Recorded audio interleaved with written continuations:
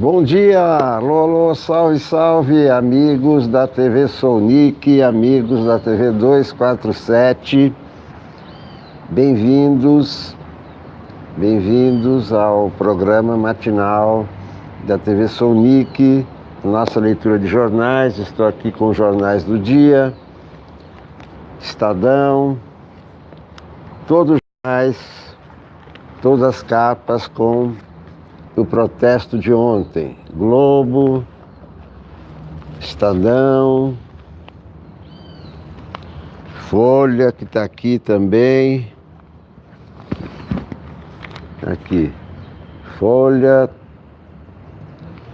todos destacando a grande mobilização de ontem. Primeiro e grande protesto contra os desmandos. Não foi só contra a educação, contra os cortes. Olá, Mery Marques. Deixa eu tirar óculos aqui. Valdemir Araújo, bom dia. Maria Souza, bom dia. Então, pois é, ontem foi um grande dia e para mim não foi só negócio de educação e corte, foi contra Bolsonaro.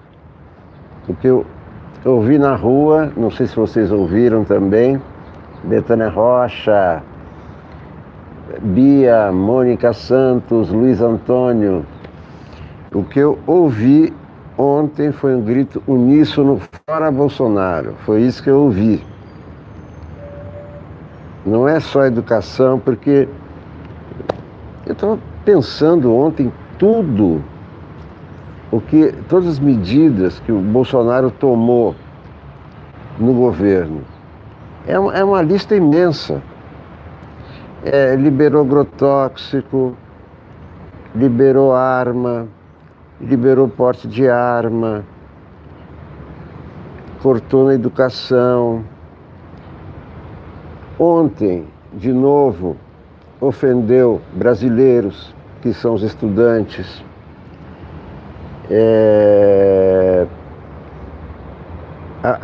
Ameaçou guerra contra um país vizinho. Olha, é uma lista imensa. Subserviência ao Donald Trump. É uma lista imensa. Ataque ao meio ambiente.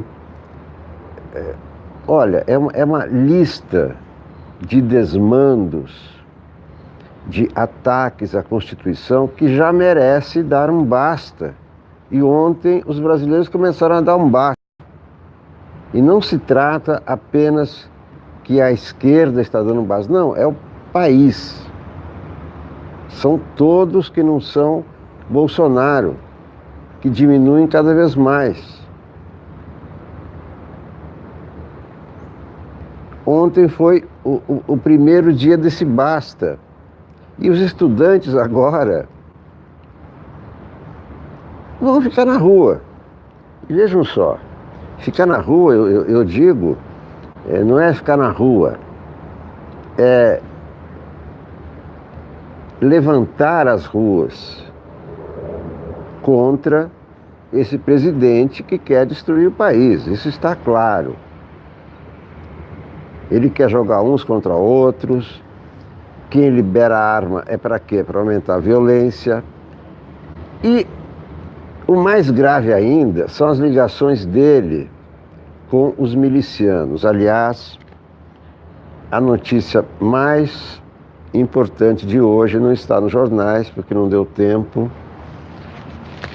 É a matéria que foi publicada de madrugada no site do UOL. Matéria de Kátia Seabra e Ítalo Nogueira. Título da matéria: Ministério Público do Rio vê organização criminosa estável em gabinete de Flávio. Quer dizer, a Folha teve acesso ao relatório, ou parte do relatório do Ministério Público. onde o Ministério Público diz que há indícios robustos de peculato, lavagem e organização criminosa no gabinete de Flávio Bolsonaro quando foi deputado estadual no Rio de Janeiro.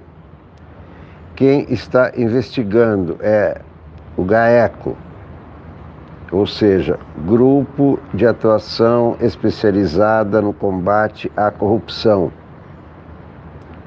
Flávio Bolsonaro está sendo investigado por corrupção. Ficou evidente que tanto ele quanto o pai sabiam desse relatório.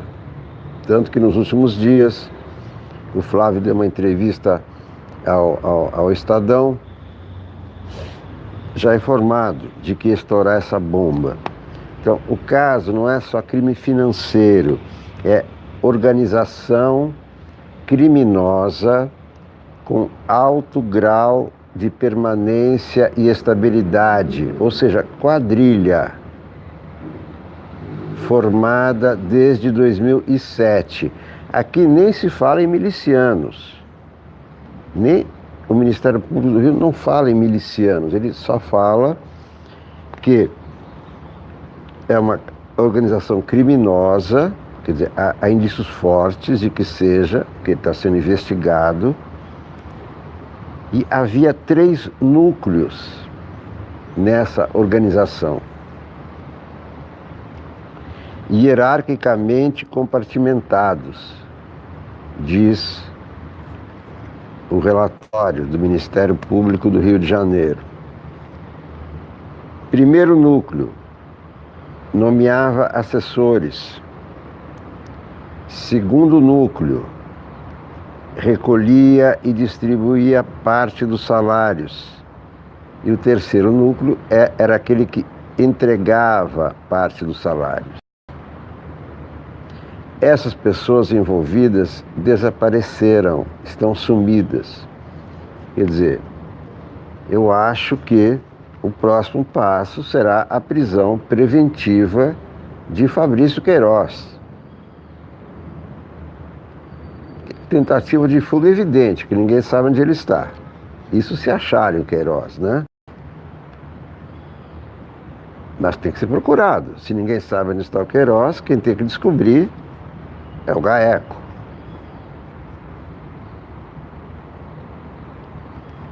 Está evidente que ele está atrapalhando as investigações. Então, há motivo para a prisão preventiva do Queiroz. Só que o problema não é só o Queiroz, é o Flávio.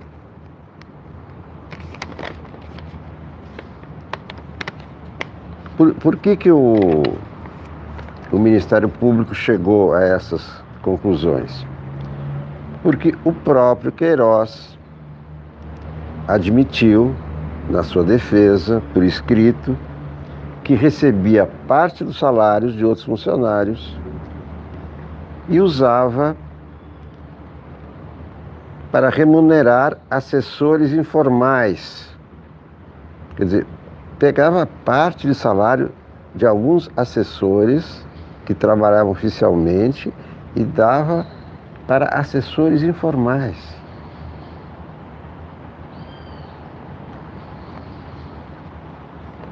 E disse o Queiroz que o Flávio não sabia. Tá bom.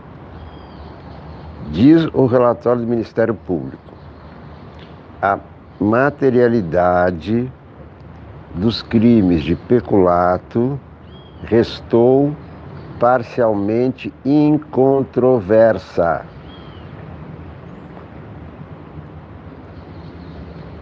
Segundo o Ministério Público, a quadrilha tinha dezenas de integrantes.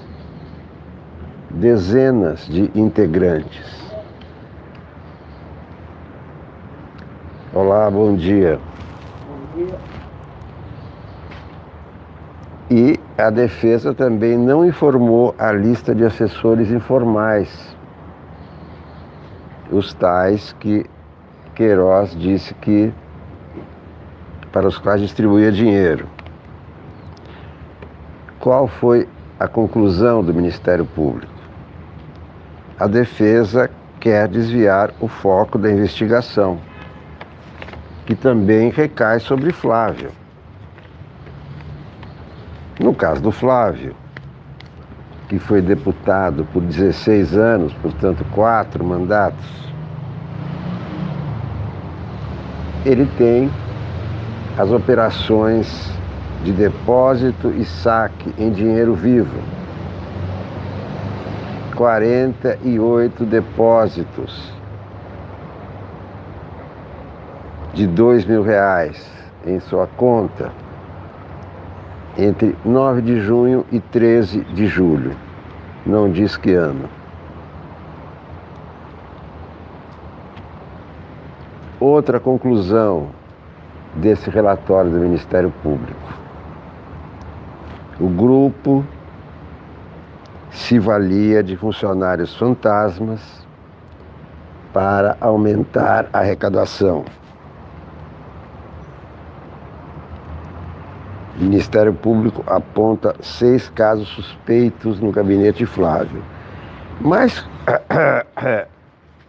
o filho do presidente também está envolvido com indícios de lavagem de dinheiro em compra de imóveis, não apenas nas operações em seu gabinete.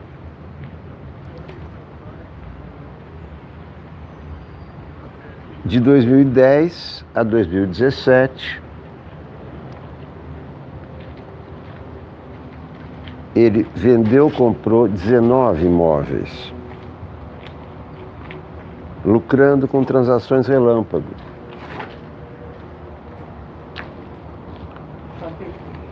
Algumas das transações, olha lá, foram feitas com uma empresa chamada MCA Participações. Um dos sócios dessa empresa é uma firma do Panamá. Essa empresa comprou 12 salas no edifício Barra Prime em novembro de 2010. 45 dias depois de Flávio ter comprado 7 dessas 12 salas. E nessa operação, Flávio lucrou R$300.000. Em outra operação,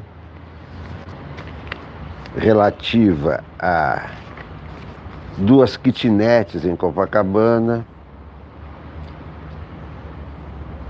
em 2012, lucrou R$813.000 em 1 ano e meio. Então, tudo isso aí está sob investigação do Ministério Público do Rio de Janeiro. E mais o seguinte,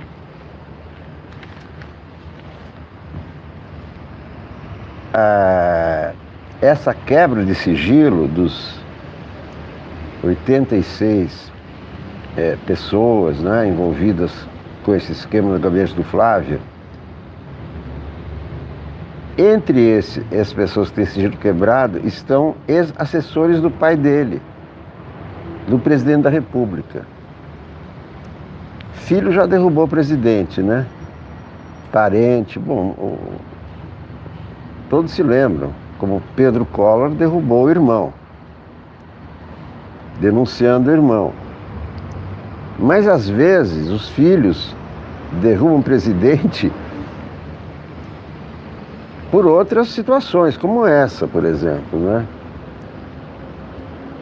Não estou dizendo que vai derrubar, mas está muito parecido com algumas coisas. O irmão do Getúlio, por exemplo, né? O Beijo, Benjamin.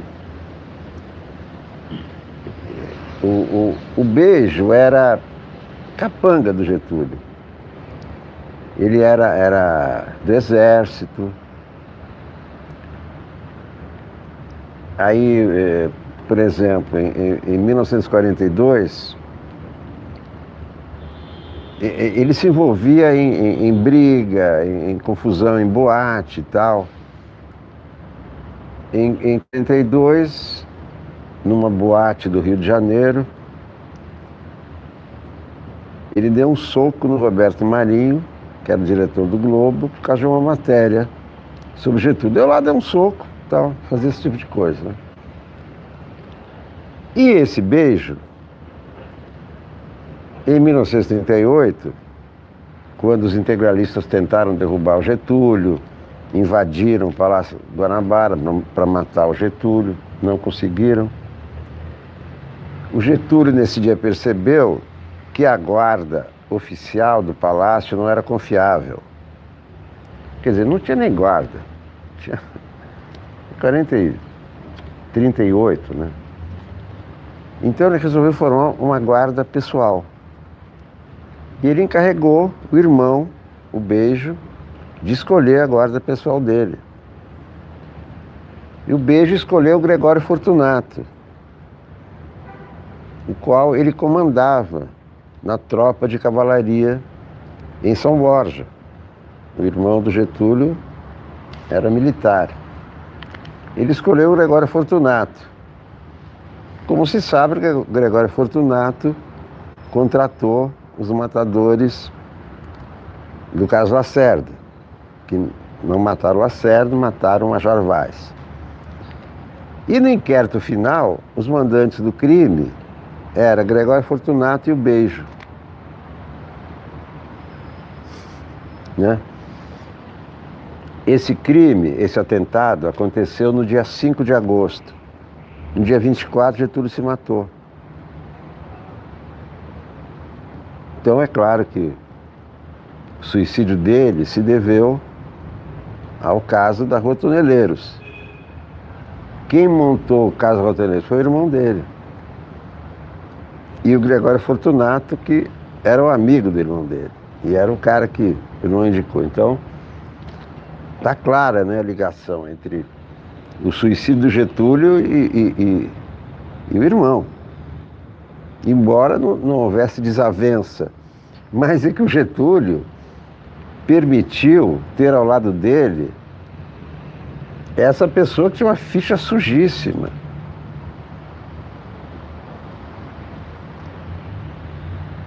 E boêmio, mulherengo, brigão, bêbado, aquelas coisas todas, né, que não convém. Não convém um presidente ter um irmão assim, né? Outro caso foi a filha do Brizola. Se bem que o Brizola não chegou a ser presidente, mas a Neuzinha Brizola, o que atrapalhou o pai, quando o pai era governador do Rio de Janeiro, ele se elegeu em 82, ela aprontou de tudo. Os escândalos dela saíram tudo nos jornais. Foi amante de traficante, presa por droga, posou nua para Playboy. Todo dia tinha um escândalo com a Neuzinha Brizola. Você imagina o pai, né? O que o pai podia fazer? Mas a maior dela, e que ela depois contou, ela própria contou no livro. Em 89, quando Brizola era candidata a presidente, a Neuzinha guardou embaixo do banco do motorista do carro em que o Brizola circulava na campanha 1 quilo de heroína. E um dia o motorista descobriu aquilo embaixo do banco e levou para o Brizola. E ela conta isso no livro, que foi verdade, tal, cara. Então, filhos de presidentes, irmãos de presidentes, dão muita dor de cabeça. Mas, sabe que desde o começo da República, né? O Deodoro da Fonseca, não tinha filho, tinha 3 sobrinhos que também eram capangas dele. Iam intimidar jornalista, quebrar redação. Eram 3 sobrinhos. E um desses sobrinhos virou presidente em 1910. Hermes da Fonseca. Deodoro da Fonseca, Hermes da Fonseca. Era sobrinho dele. Isso eu sei porque eu li nos jornais da época. Depoimento do jornalista contando. Olha, recebi 3 visitas de 3 sobrinhos do generalíssimo Deodoro. Aí a primeira era para ele não publicar matéria sobre tal coisa, senão ia acontecer. Veio a segunda, veio a terceira. Aí a quarta, apareceram uns caras, quebraram a redação dele, acabaram com o jornal. Aí os capangas, aí já não eram os sobrinhos, certo? Mas tinham sobrinhos. Então filho atrapalha, né? E com tanto filho perto do Bolsonaro, é um problema, porque agora ele está defendendo o Flávio, né? Só que o Flávio está enroladíssimo, né? É acusado de organização criminosa. E o Ministério Público nem fala em milicianos, até agora, porque se sabe que ele contratou parentes de milicianos, homenageou milicianos condenados por assassinatos e etc. Quer dizer, é um rolo muito grande. E se o Bolsonaro defende o filho, e tem elos, porque tem assessores do presidente que foram assessores do filho. E agora tem sigilo quebrado. Então, o que aconteceu com Getúlio, Mar de Lama, que foi no fim do governo, agora é o começo do governo. Apenas 4 meses de governo. E já tem esse Mar de Lama. Um abraço. Olá, abraço. Marina Mello, de Florianópolis, bom dia, bom dia, bom dia. Mas isso que está acontecendo, e esse é o tsunami, né? Juliana Meia, de Floripa, Luiz Carlos, obrigado. Marina Mello, também de Floripa. Opa, que legal. Muito obrigado, muito obrigado. Marco Poleto. Como é que é? O Levante do Livro, de ontem. Então, ontem eu estive na Paulista, andei no meio do protesto, estudantes, pessoas da minha idade, tinha de tudo na Paulista. Gostei muito de tudo aquilo que aconteceu. Tende a crescer mais. Olá, Massachusetts, Batista de Massachusetts. Tende a crescer mais porque a agenda desse governo não é a agenda do Brasil. Isso aí as pessoas estão percebendo cada vez mais. Não é a agenda brasileira é ir para frente, é trabalho, é alegria, é festa, e não é viver de ofensas e obscenidades, ele obedecer a um guru obsceno. E esse clã que só fala em violência, é ligação com o miliciano, o outro Eduardo fala em temos que ter uma bomba nuclear para a Venezuela respeitar, quer dizer, esse e o outro é o Pitbull. Então, são esses 3 filhos. Ou seja, e ele ainda ontem ofendeu os estudantes. Ofendeu os estudantes, o que vai acontecer? Mais protestos estudantes. Como é que caiu o Collor? Teve irmão, né? Evidentemente teve irmão. Aliás, os detalhes, se vocês quiserem saber de detalhes, leiam os jornais da época. porque ali também tinha um clã. Mas um clã mesmo, porque o pai do Collor era o Arnon de Mello, senador. O avô foi Lindolfo Collor, ministro de Getúlio.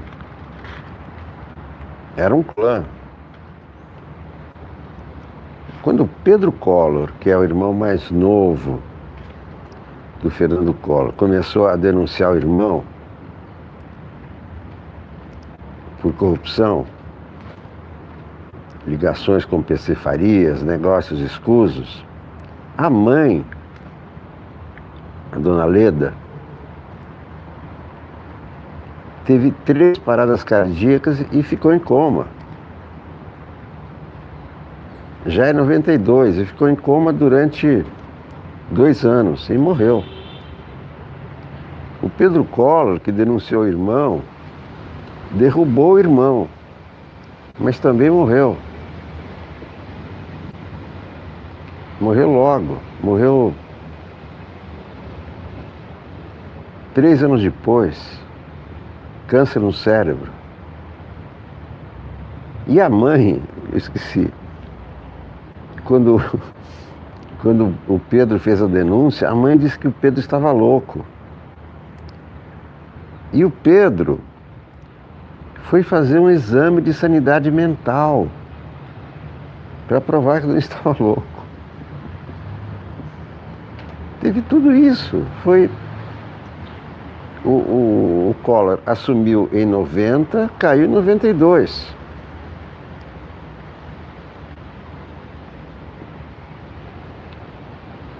E foi o irmão que começou.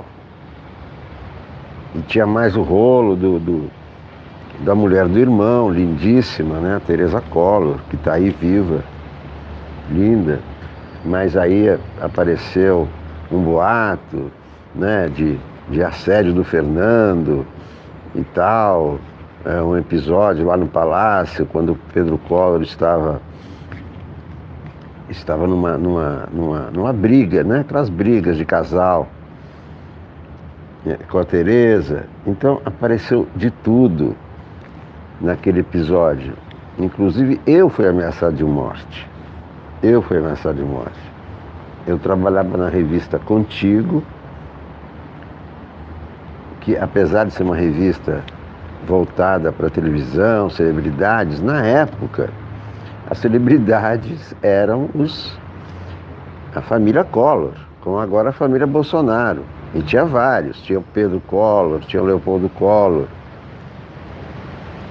A família Collor era dona da TV Globo, lá de Alagoas, Maceió.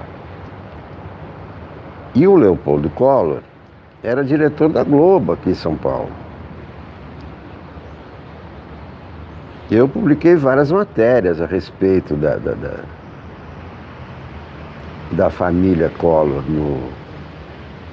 nessa revista Contigo. E um belo dia telefonou para mim um cara, um dos caras que participou de alguma coisa, e tinha lance de orgia, tinha droga, tinha tudo.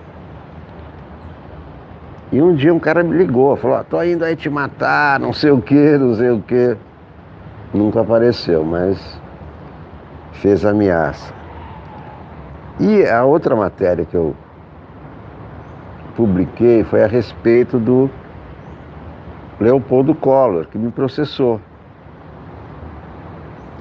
Porque eu tinha escrito uma reportagem dizendo que ele estava de mudança para Miami.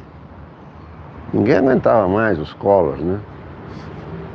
Como ninguém está aguentando mais os Bolsonaro, o clã Bolsonaro, né? O título da matéria foi Leopoldo Collor foge para Miami. Mas não era o que eu dizia no texto. Eu dizia que ele está de mudança para Miami, não fugindo. Só que o título era esse. Leopoldo Collor me processou. Meu advogado foi Márcio Tomás Bastos. que provou que o responsável pelo texto era eu, mas quem faz o título é o editor. Portanto, eu não podia ser processado pelo título. E o que eu dizia era um fato, que ele tinha viajado, ou queria viajar para Miami, queria se mudar para Miami. E é claro que eu ganhei o processo.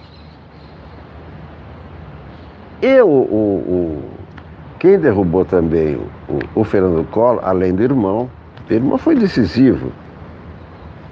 Ele fez várias denúncias, daí deu uma entrevista em maio, foi tudo em maio, gozado. Collor começou a cair em maio de 92, é nesse mês que nós estamos.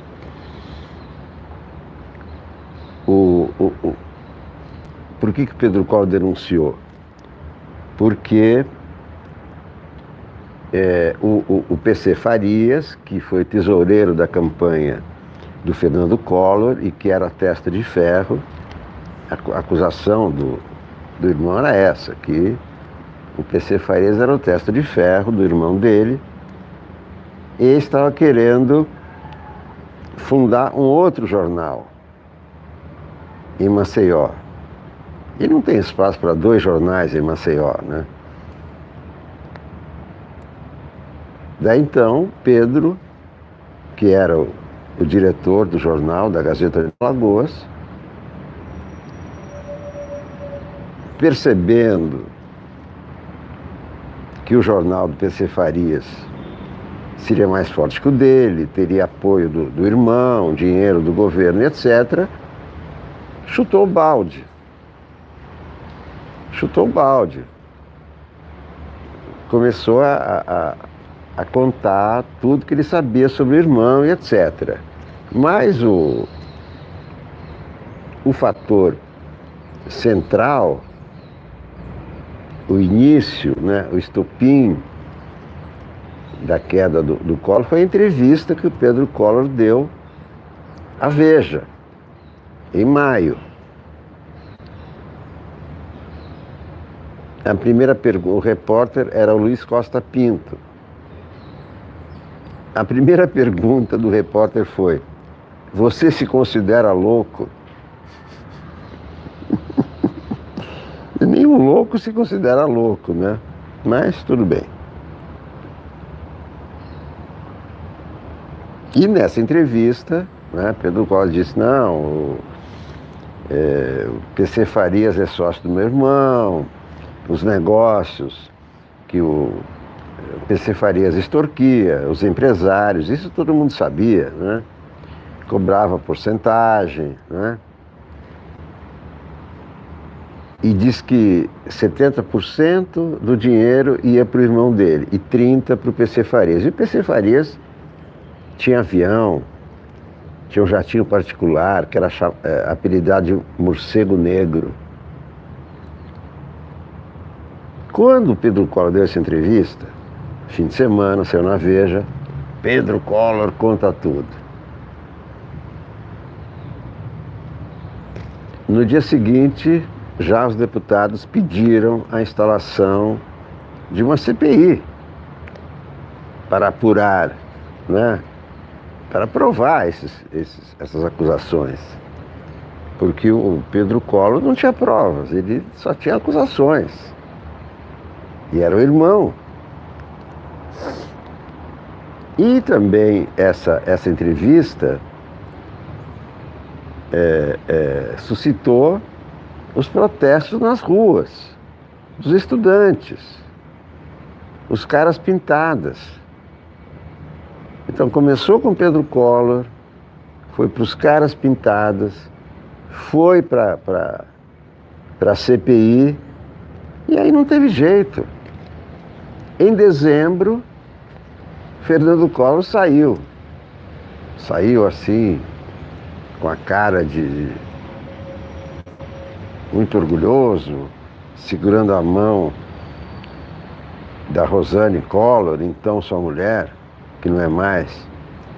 E outro problema que o Collor teve com família, mas com a família da mulher, era que a mulher dele, a Rosane Collor, na época, tinha um irmão chamado Joãozinho Malta. O irmão mais novo, tinha uns 22 anos. E esse irmão, aos 17 anos, já tinha cometido homicídio, já tinha matado um prefeito.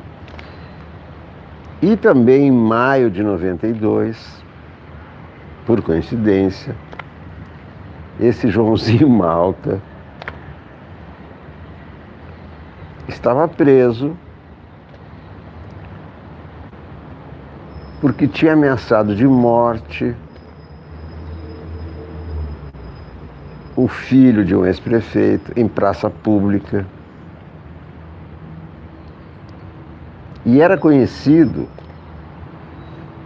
pela polícia como o terror da região de Canapi, onde ele morava, onde nasceu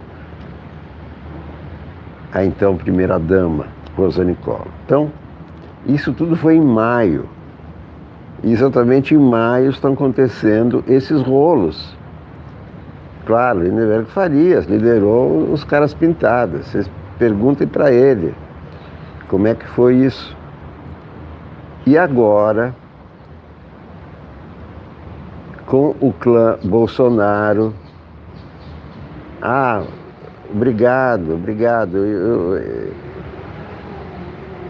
Eu queria ter feito um programa maior na Paulista ontem, mas eu não sei se devido ao número de antenas na avenida, ou se tinha muita gente transmitindo, a minha transmissão caía toda hora. E chegou uma hora que eu não conseguia mais transmitir. Daí eu gravei um vídeo. Só que aí começou a chover e tal, mas eu fiz questão de mostrar o que acontece dentro da passeata, né? Porque os jornais fazem aquela foto de cima e as pessoas perguntam, mas tinha 30 mil pessoas, tinha 10 mil pessoas, quantas pessoas? Essas são as questões. Eu quis mostrar dentro da passeata o rosto das pessoas, o que as pessoas falam, o que elas cantam. Então, por isso que eu andei no meio da passeata, porque tem uma passeata, né? E andei no meio daquela multidão que se aglomerou desde Augusta, a Paulista da Augusta, na Augusta nem, mais ou menos, talvez um pouco mais adiante, João Manuel, da Paz João Manuel, até a Pamplona. Bem lotado, não importa quantas pessoas, o que importa é que essas pessoas conseguiram fechar a Paulista, conseguiram chamar a atenção de milhões de pessoas, e milhões de pessoas em todo o Brasil foram às ruas. Então não importa se na Paulista tinha 30 mil, 100 mil, 150 mil, eu não sei quantos tinha. Eu andei no meio das pessoas e o que eu vi no meio daquelas pessoas é que não era um protesto somente contra o corte de verbas, era contra o Bolsonaro.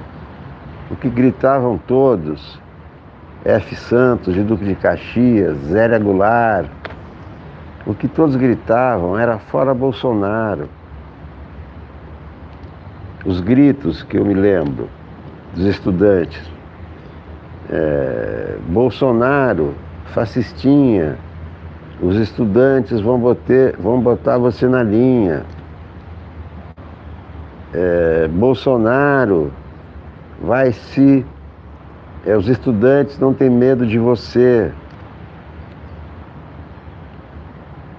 Então era tudo contra o Bolsonaro. Ninguém, olá, Gui Teixeira, ninguém nem falava em Weintraub. Claro que tinha as faixas contra os cortes na educação, né? Tudo isso, contra a reforma. Mas o grito de guerra principal era contra o Bolsonaro, porque ele é o chefão. Ele é que comanda esse Weintraub, ele é que manda cortar, ele que ofende, ele que manda acabar com as ciências humanas. Ele que manda filmar crianças cantando o hino. Ele que proíbe comercial do Banco do Brasil porque mostra a diversidade brasileira. Então, o grito de ontem foi contra Bolsonaro, fora Bolsonaro. E tem o seguinte, quem está tirando o Bolsonaro é o filho dele. Esse escândalo do filho é que está enfraquecendo o Bolsonaro. Agora vejam só, tem o escândalo do Flávio, que tem a ver com ele muito, que os assessores são os mesmos, e os assessores estão sumidos. Eu acho que há motivo para se pedir prisão preventiva do Queiroz. Então, ele tem essa oposição, o escândalo do Flávio, acusado de organização criminosa, não só problemas financeiros, organização criminosa. Os estudantes na rua e o Congresso contra.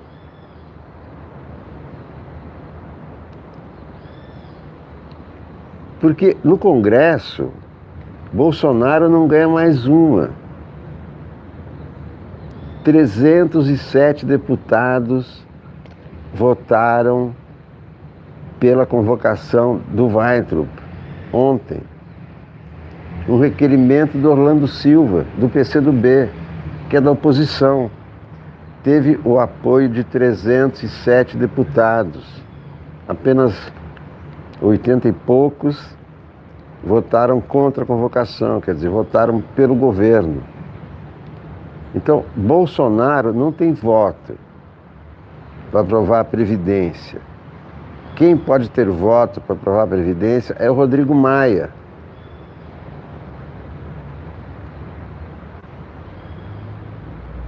Então, a essa altura, sem contar o escândalo dos laranjas, que é do partido do Bolsonaro. Então tem o escândalo das laranjas, o escândalo Flávio Queiroz, os estudantes na rua protestando e a Câmara contra o Bolsonaro. Isso é começo de governo. O mar de lama do Getúlio foi no fim do governo. Foi em 54. Ele ganhou a eleição em 50. Ele começou a governar em 50, né? Agora é um mar de lama no começo do governo, que envolve os Bolsonaro, que envolve ministros de Bolsonaro. Já se quebrou aquele paradigma de que eles vieram combater a corrupção, de que são os honestos,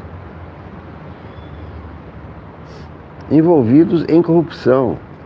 Flávio Bolsonaro envolvido em organização criminosa, investigado pelo grupo que investiga corrupção. Bom, estou esquecendo dos jornais. Olha aqui a charge do Chico no Globo. E no Texas, como um texano, está ali Bolsonaro cortando as verbas.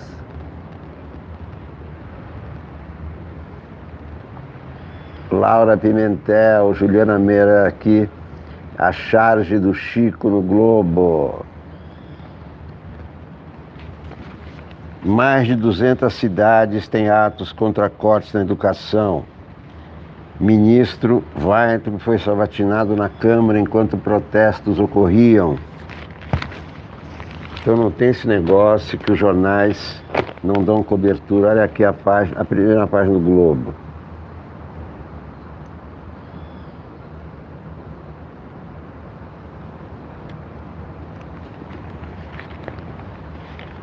Rio de Janeiro, Candelária.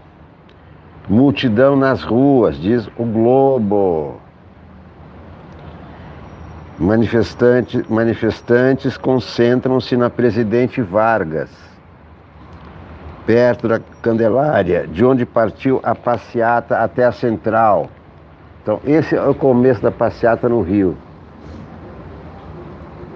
tão grande ou maior que a de São Paulo. Tão grande ou maior que a de São Paulo.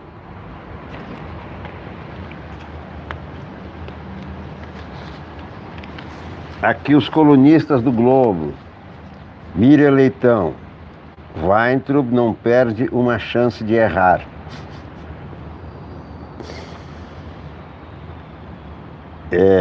Guga Chakra. Bolsonaro nunca chegará a Trump. Em Dallas, no encontro com Bush, tema é Argentina. Milícia de Rio das Pedras faz transporte com balsas. Além de construções ilegais, a milícia de Rio das Pedras investe agora em transporte aquático até o metrô na Barra. Capitania dos Portos apreendeu balsa. Líderes do PSL partem para ataque ao Planalto. Líderes do PSL criticaram o ministro Onyx, que desmentiu parlamentares sobre o recuo do governo no corte de verba da educação. Porque o Lorenzoni disse que isso aí, esse anúncio, por trás desse anúncio estaria alguém se favorecendo. E o delegado Valdir está pedindo a convocação do Onyx Lorenzoni para explicar quem foi favorecido por essa informação, porque ele foi um dos deputados que disse que ouviu do próprio Bolsonaro esse pedido de recuo quanto ao corte de verbas, que depois foi desmentido pelo Onyx. Então, mais um rolo dentro do governo, sem contar o rolo do guru escatológico com os militares. Então, vejam quantos rolos em apenas 4 meses.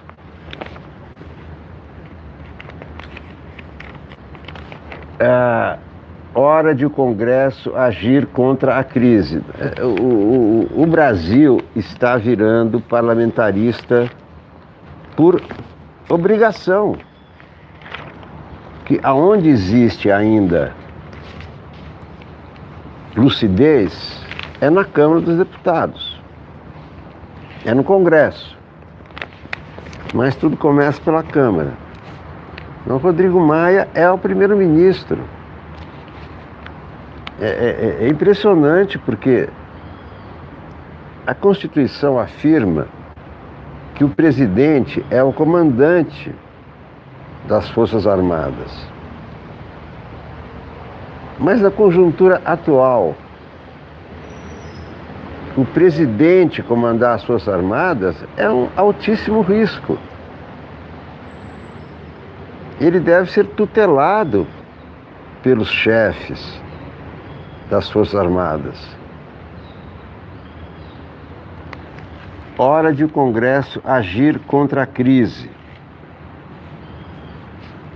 Diz o Globo. Merval Pereira escreve, claro enigma. Todos os colunistas do Globo, todos os dias, criticam o governo Bolsonaro. É isso que eu vejo todos os dias e leio para vocês. O guru dos Bolsonaro, através de quem a parte obscura do poder age no terreno das intrigas, das informações incompletas, quase clandestinas, com mensagens propositadamente enigmáticas, continua dando as cartas. O vereador Carlos, o filho 02, o de maior ascendência aparente sobre o pai, mais uma vez deixou no Twitter uma intrigante mensagem, advertindo que o que está por vir pode derrubar o capitão eleito. O que querem, é claro. O que mais preocupa é que tanto o presidente quanto os filhos adoram espalhar boatos criando um clima de insegurança terrível para quem está dentro ou fora do governo.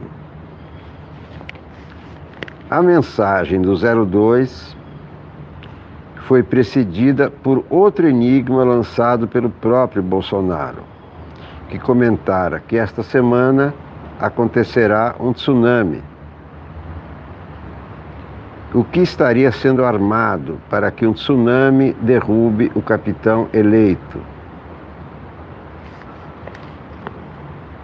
Ontem, Carlos avalizou o vídeo de outro seguidor de Olavo de Carvalho, indicando que se referia à possível derrota da reforma administrativa na Câmara. De fato, a relação do capitão com os parlamentares vai de mal a pior, a ponto de haver entre os deputados os que desejam mostrar força política de maneira extravagante. Quando houve um movimento dos bolsonaristas para reduzir a idade dos ministros para 70 anos, abrindo logo 3 ou 4 vagas para Bolsonaro preencher no Supremo, a disposição da ala que trava uma queda de braço com o governo era aprovar a idade limite para 80 anos. Agora pensa-se o mesmo, inviabilizando, pelo menos temporariamente, a nomeação de Moro. É claro que a não aprovação da medida provisória da reforma administrativa será uma derrota política significativa para Bolsonaro, mas será também uma demonstração de irresponsabilidade da Câmara, que terá reduzida sua já parca autoridade. Se for derrotado nessa votação, o governo poderá ter de recriar até 10 ministérios, mas deixará claro que foi obrigado a isso pelo Congresso. Não foi por outra razão que Rodrigo Maia desistiu de indicar o ocupante de um dos novos ministérios a serem criados. Percebeu a tempo que caíra em uma armadilha, pois Bolsonaro poderá alegar que os deputados e senadores impediram a redução da estrutura governamental por interesse em nomeações fisiológicas. Se é esse tsunami a que se referem os Bolsonaro, o caminho para debelá-lo é mais uma vez equivocado. A capacidade do presidente e seus filhos de produzir crises através dos novos meios digitais está acima do normal. A maneira com que sabem negociar é na base da ameaça. O que deveria preocupá-los, na verdade, é a investigação sobre o senador Flávio Bolsonaro, o 01, que pode vir a ser o verdadeiro tsunami ao qual o presidente Jair Bolsonaro se referiu no início da semana, fato político a trazer graves consequências. A investigação abrange pessoas com quem o próprio presidente Bolsonaro convivia, podendo transbordar para a família. É o tsunami Flávio. O nome do tsunami é Flávio. A má relação com os parlamentares também é alimentada pelas decisões voluntariosas de Bolsonaro, impróprias para um presidente da República, como o telefonema na frente de deputados ao ministro da Educação, mandando sustar os cortes no orçamento. Com o presidente sendo desmentido pela realidade com que tem que lidar ministros e assessores, até mesmo deputados que apoiam o governo perdem a credibilidade. Para negar informação do próprio presidente, é preciso dizer que os deputados entenderam mal, ou que o presidente da Petrobras entendeu como uma ordem, uma curiosidade do presidente sobre o preço do diesel. Tanto as intrigas veiculadas pelo Twitter, quanto as ordens impossíveis de serem cumpridas, contribuem para o clima de insegurança acerca do que quer ou vai fazer o governo, situação que complica ainda mais a formação da maioria para aprovar a Previdência. E dá gás para manifestações como as de ontem. O nome do tsunami é Flávio. Ascânio Seleme. Bom dia. Olá. Ascânio Seleme escreve: só a derrota interessa.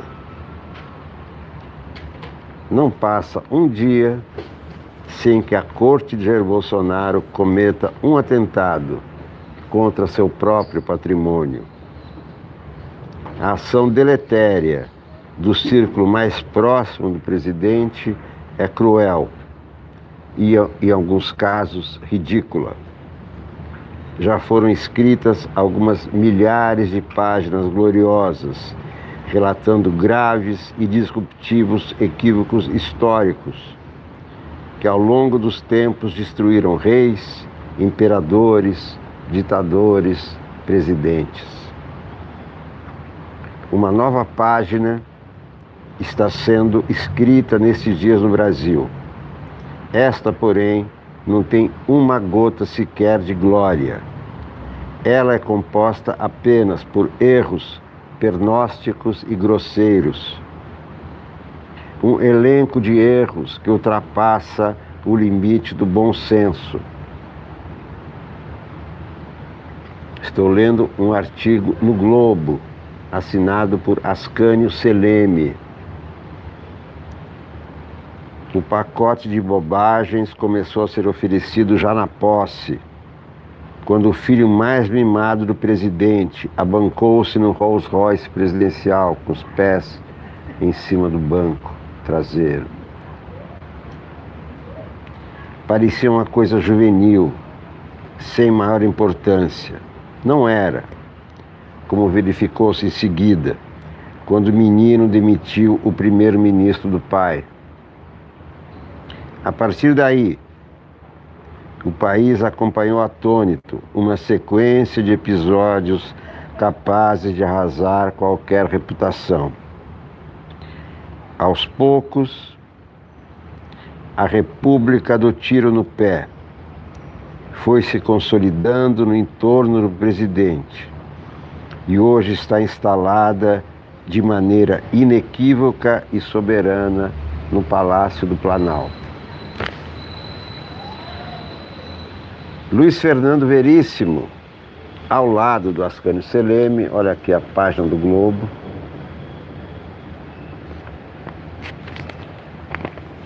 Escreve: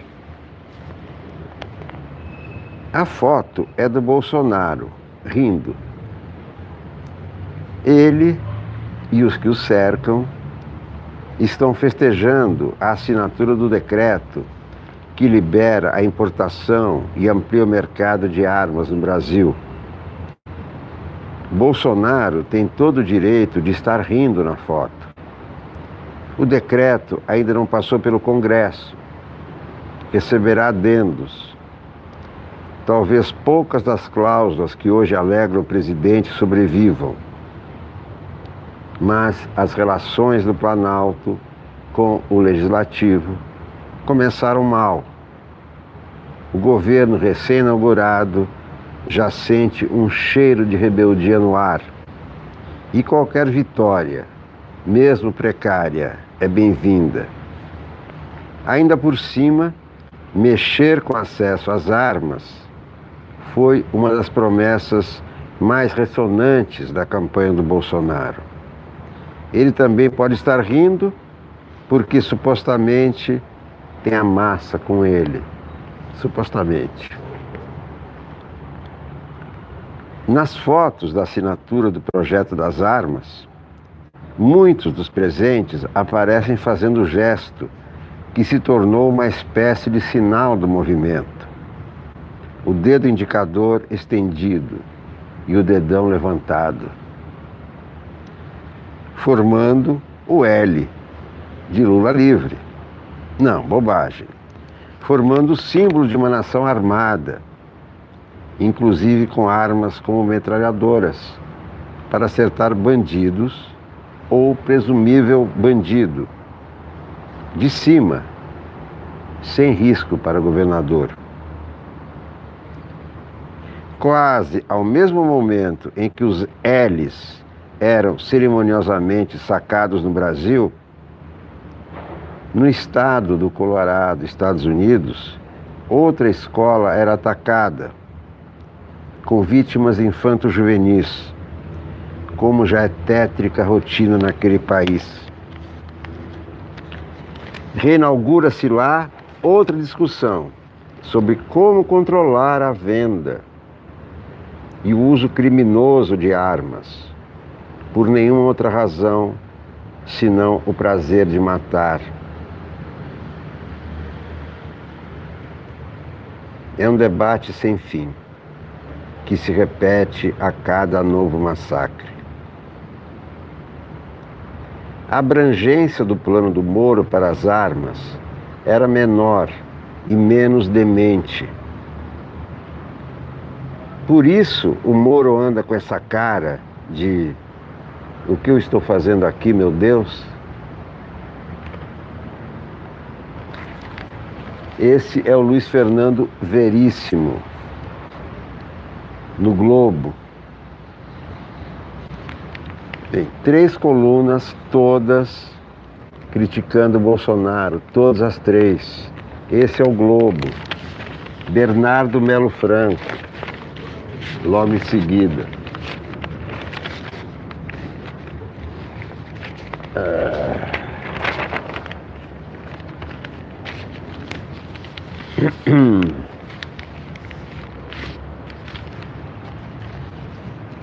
Bolsonaro provoca a rua. Depois de 4 meses e meio, o governo Jair Bolsonaro enfrentou os primeiros grandes protestos.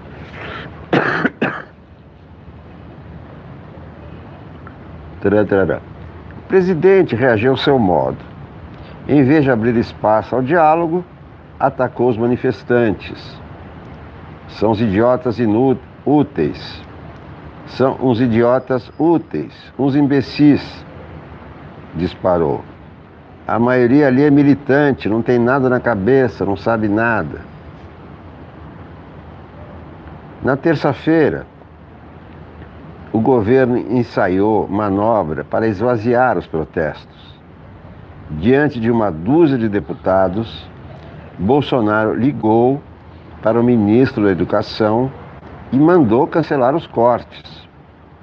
Era só encenação.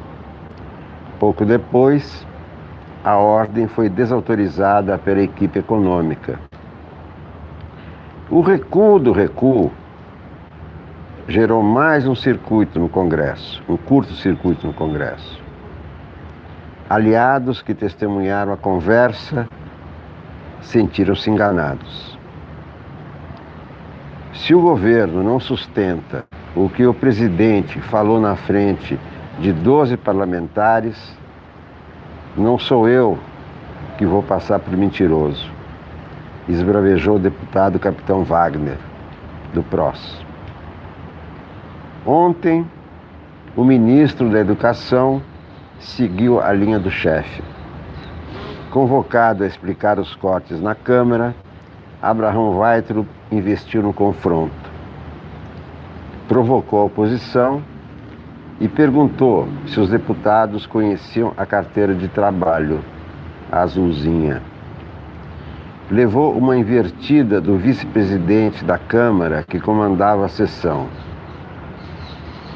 Eu me senti pessoalmente ofendido, porque também tive carteira assinada, reagiu o deputado Marcos Pereira, do PRB. O ministro atiçou a tropa bolsonarista, mas voltou a queimar pontes com aliados em potencial. Parlamentares do Centrão, que o governo tenta incorporar à sua base de apoio, saíram irritados.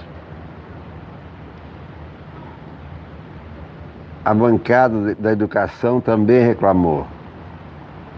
Ele chegou com uma atitude ofensiva, não apresentou dados concretos e ficou inventando polêmicas, resume a deputada Tabata Amaral. Ao atacar os manifestantes, Bolsonaro dobrou a aposta na polarização política. É uma estratégia arriscada, porque a eleição acabou e o presidente tem perdido popularidade desde que vestiu a faixa. Ao contrário do que ele disse, a educação não é bandeira de uma minoria espertalhona. Pode unir adversários e inflamar as ruas contra o governo. Os idiotas úteis, entre aspas, ganharam um incentivo para dar o troco nos inúteis.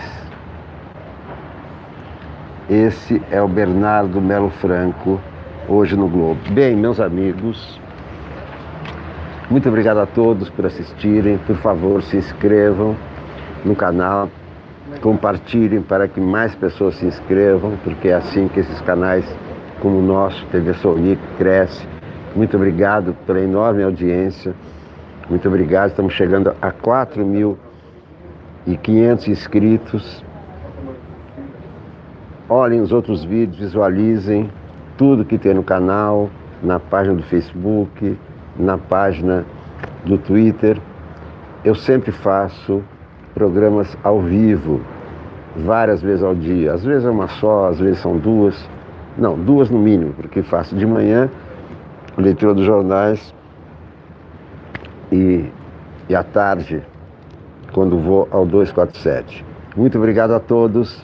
Até a próxima edição, sempre ao vivo. Tchau, muito obrigado.